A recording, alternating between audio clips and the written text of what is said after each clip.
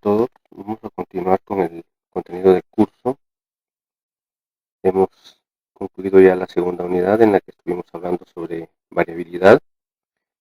Y antes de entrar a la parte de selección hay dos temas que vamos a cubrir.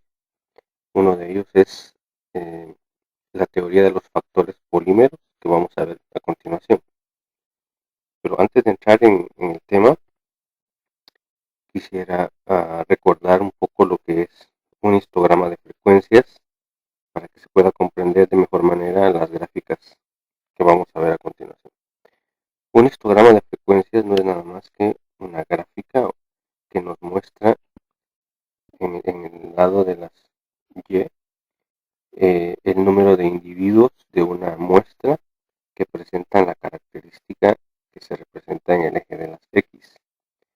En este primer ejemplo, en el lado izquierdo tenemos una gráfica que muestra la edad de los individuos de una muestra y podemos ver que en el lado de las Y, donde tenemos la frecuencia, podemos ver que hay una persona o un individuo de la muestra que tiene 2 años de edad.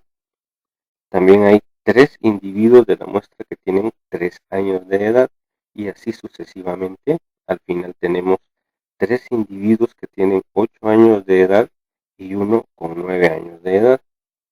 Noten que la escala de edad, en este caso si está dada en años, podríamos nosotros representarla en meses, por ejemplo, y esto extendería el tamaño del eje X y nos daría más barras. Y si lo pusiéramos en lugar de meses en días, nos daría muchas más barras todavía, y lo que al final tendríamos es un continuo en una escala. En el lado derecho tenemos otro ejemplo, en este caso la cantidad de semillas de una población que muestra diferentes pesos, que es lo que se muestra en el eje X. Noten de nuevo que si nosotros cambiáramos la escala del peso y pusiéramos, por ejemplo, 1.95, 1.96, 1.97, etcétera, de uno en uno, el número de barras se incrementaría, lo que al final nos da un continuo en la escala del peso en gramos. Quería revisar esto porque vamos a entrar a ver la parte de variación. Con variación me estoy refiriendo a variabilidad, lo mismo que acabamos de ver en la unidad anterior, solo que aquí estoy llamando variación. Y podemos decir de manera general que hay dos tipos de variación: variación discreta o discontinua y variación continua. La variación discreta o discontinua está asociada con caracteres mendelianos. Caracteres mendelianos también llamados cualitativos, que son los que utilizó Mendel en sus experimentos. Si ustedes recordarán, Mendel en sus experimentos analizó en arveja varias características, como el color de la semilla, la textura de la semilla, el color de las flores, el color de las vainas, la forma de las vainas. Todas estas características que Mendel analizó son cualidades, son caracteres cualitativos y por lo tanto se les ha llamado ahora mendelianos. Pueden ver en la gráfica de la izquierda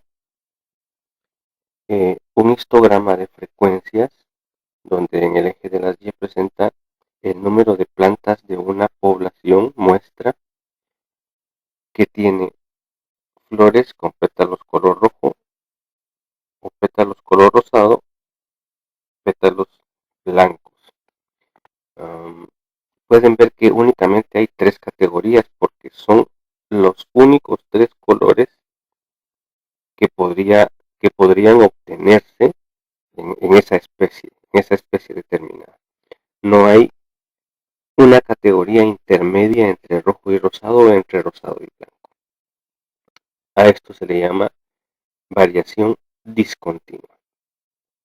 Ahora, en el ejemplo de la derecha, en la gráfica de la derecha, regresamos nuevamente al peso en gramos de semillas y en el eje Y la cantidad de semillas que muestra los pesos que están en el eje X. Podemos ver ahí que hay 3 semillas de la muestra que tenemos, hay 3 semillas que tienen un peso entre 1,95 y 2,15. 12 semillas que tienen un peso aproximado de 2,15. 20 semillas que tienen un peso entre 2,15 y 2,35 y así sucesivamente. Si se dan cuenta, eso forma un continuo, hay una barra pegada a la otra, pero si nosotros hiciéramos más pequeña la división del eje X y lo hiciéramos como les mencioné anteriormente, de 1,95, 1,96, 1,97, etcétera, tendríamos muchas más barras, lo que refuerza el hecho de que aquí lo que tenemos es una variación continua, a diferencia del caso anterior donde la variación es discontinua o discreta.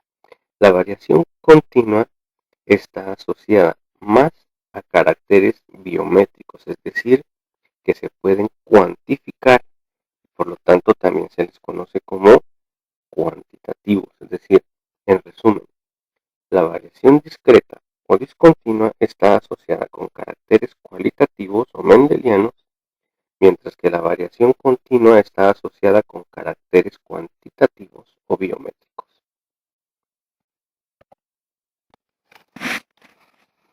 Esto es histórico, esta clasificación de las características, porque luego de que Darwin estableció su teoría de la evolución y de conocerse más adelante el trabajo de Mendel sobre herencia, pues fue evidente que la variación en la naturaleza era muy importante para la evolución. Sin embargo, los genetistas de esa época tenían dos corrientes diferentes de pensamiento.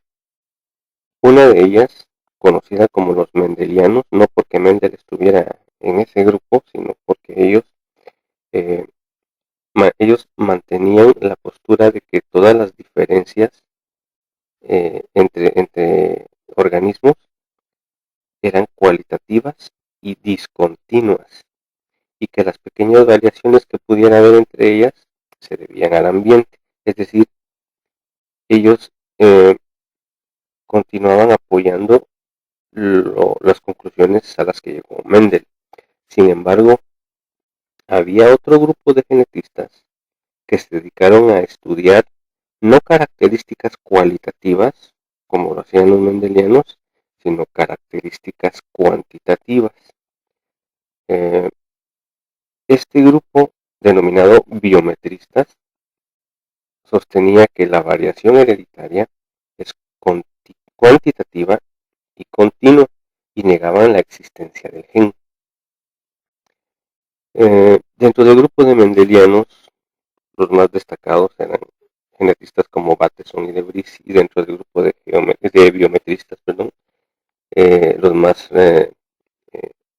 los que más resaltaban eran personajes como Galton y Pearson.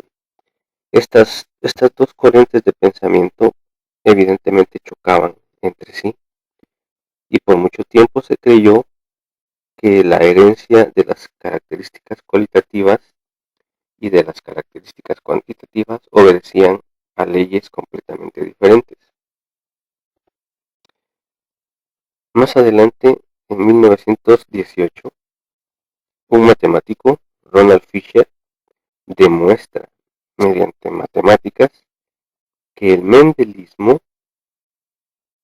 es parte o forma parte de la herencia cuantitativa. Él demuestra que la variación cuantitativa es una consecuencia natural de la herencia mendeliana. Él lo demostró con matemáticas, pero vamos a ver cómo es que funciona esto de una manera más simple a través de un experimento que hizo un genetista llamado Nilsson L. Nilsson L cruzó dos variedades de trigo puras, porque el trigo es una especie autógama, que diferían en el color de los granos. Una especie era roja, de granos rojos, y la otra de granos blancos. Al final, él concluyó que cuando hacía este cruzamiento, la F1 siempre era intermedia en el color, entre rojo y blanco, y obtuvo 7 clases diferentes de color, 7 tonalidades diferentes de color en la siguiente generación, en la F2. ¿Qué explicación le dio él a estos resultados? Bueno, él se planteó lo siguiente. Suponiendo que el color del grano está controlado por un solo gen que tiene dos alelos en los que no hay dominancia o recesividad, sino que simplemente el alelo que aquí expresamos en mayúscula produce una dosis de pigmento rojo y es acumulativa, es decir, un alelo produce una dosis de pigmento rojo, por lo tanto, dos alelos tendrán dos dosis de pigmento rojo y la intensidad del color será mayor que si solo hay un alelo dominante, un alelo mayúscula, perdón. El alelo minúscula no produce pigmento.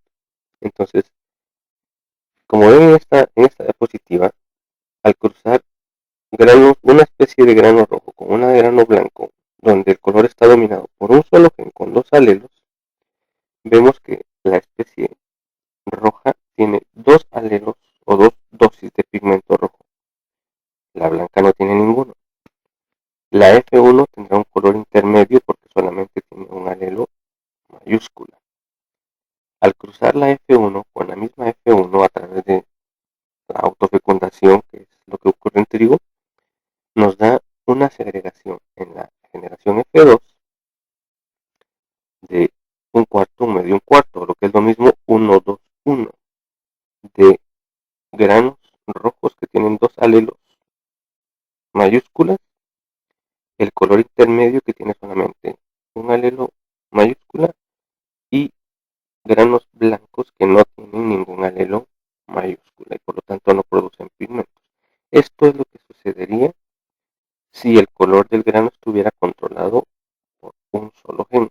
Y si se dan cuenta, lo que tenemos acá es variación discontinua o discreta. Lo pueden ver en la gráfica que está abajo a la derecha, que es la misma que presentamos en el ejemplo de variación discontinua o discreta. Esto es lo que está ocurriendo acá cuando el color está controlado por un solo gen.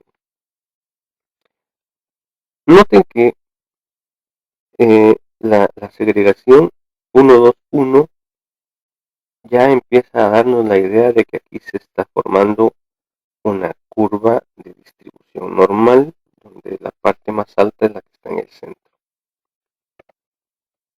Ahora, Nilsson L. también reflexionó y analizó el hecho de que el color de los granos estuviera controlado por dos genes. En lugar de uno, el color va a estar controlado por dos genes, los genes A y B.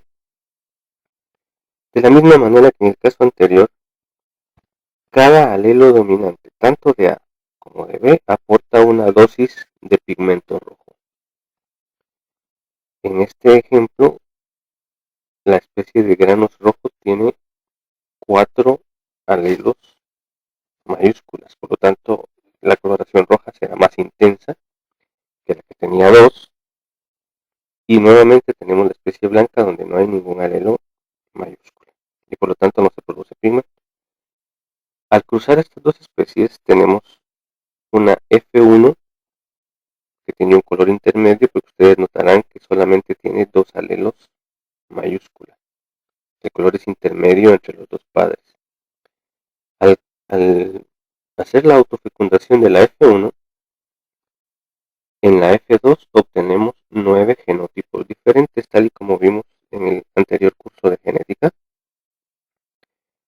Estos 9 genotipos diferentes cuando se trasladan a fenotipos, dependiendo de las dosis de letras mayúsculas, vamos a tener frecuencias 1, 4, 6, 4, 1 de individuos que tienen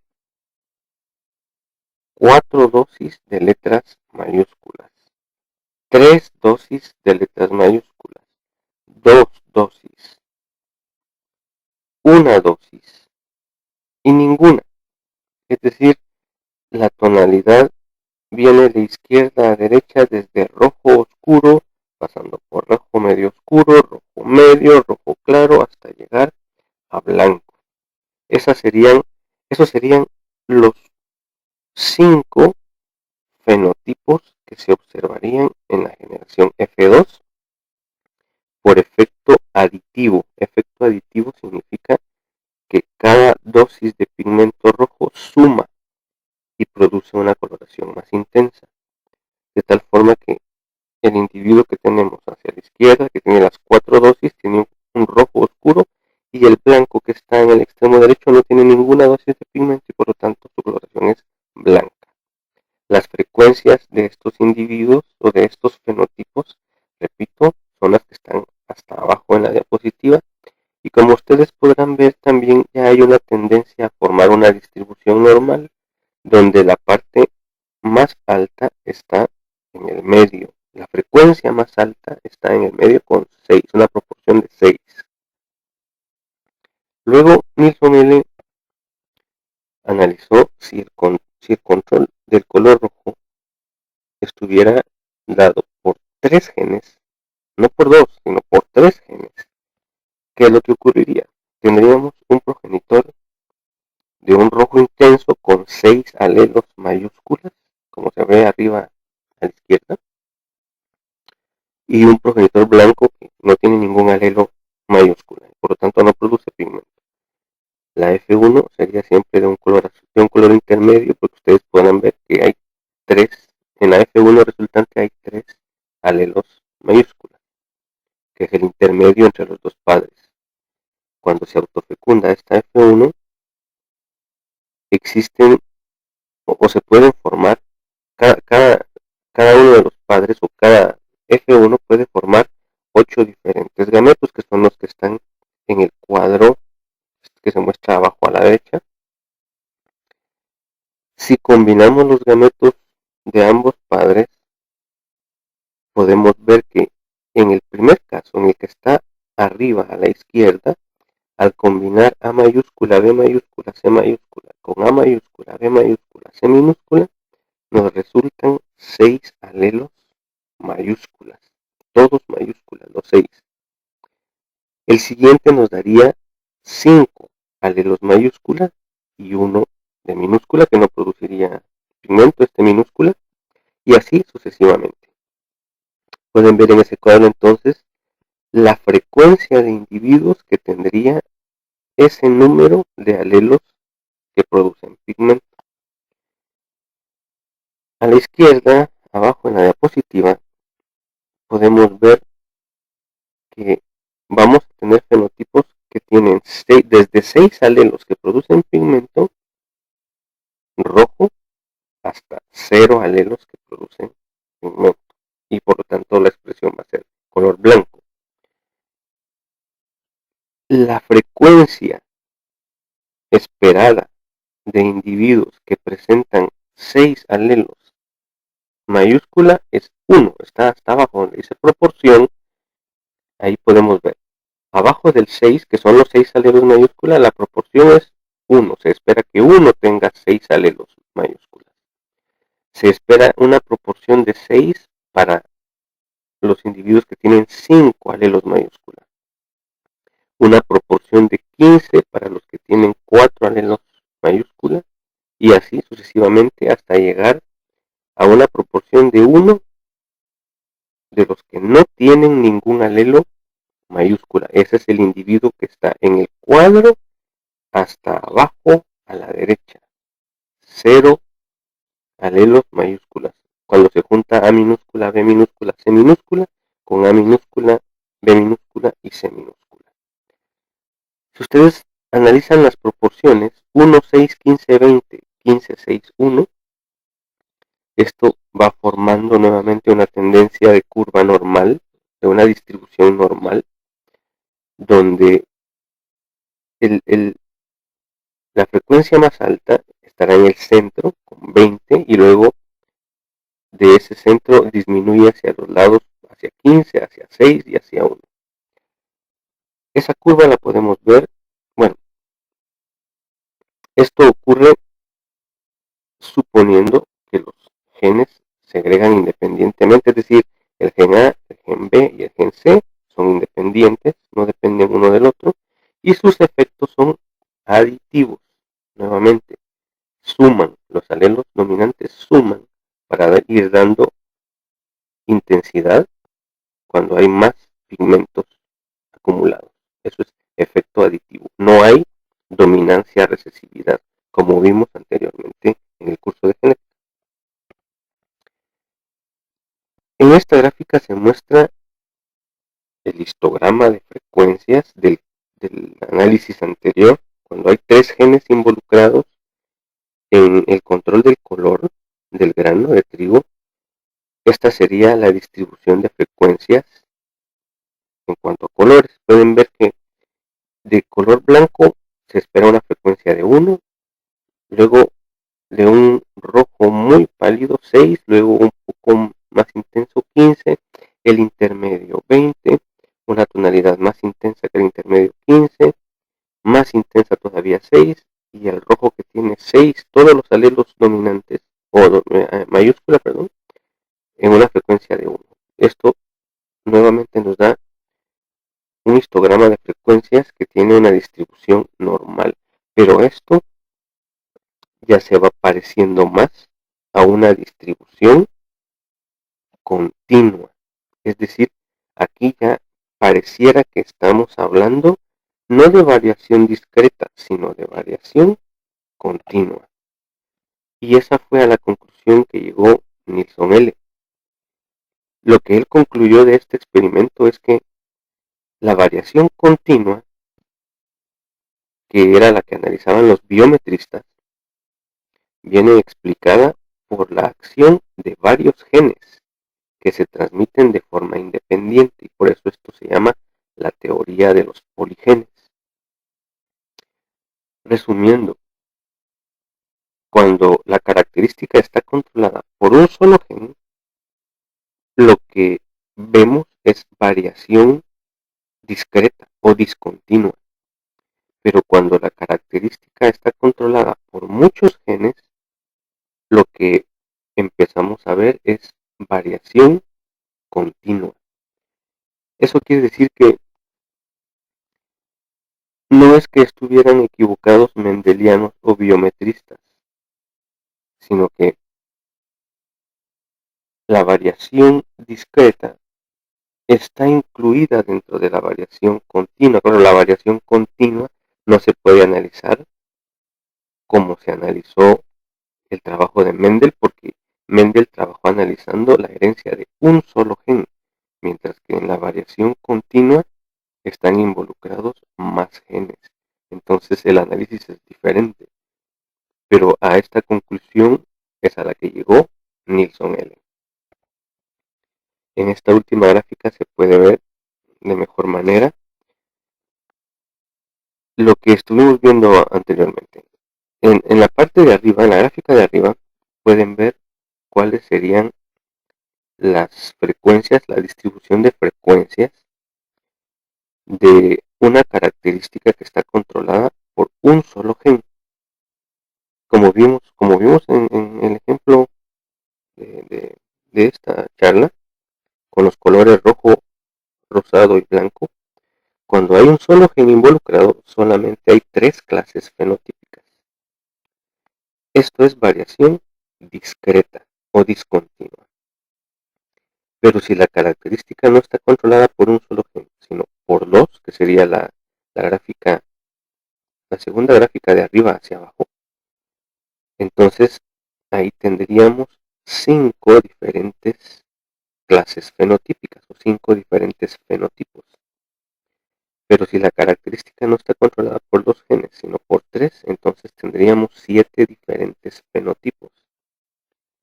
Si está controlada por 4, habría 9, por 5 habría 11, y así sucesivamente. Mientras más genes estén involucrados, más clases fenotípicas vamos a tener. Y esto ya nos va a dar una distribución continua de la variación. Entonces aquí ya no vamos a estar hablando de variación continua, perdón, de variación discreta o discontinua, sino aquí ya vamos a estar hablando de variación continua. Esto es la conclusión a la que llegó Nilsson L. con su experimento. Vamos a dejar por acá este tema y luego vamos a entrar a la segunda teoría antes de ingresar al tema de selección.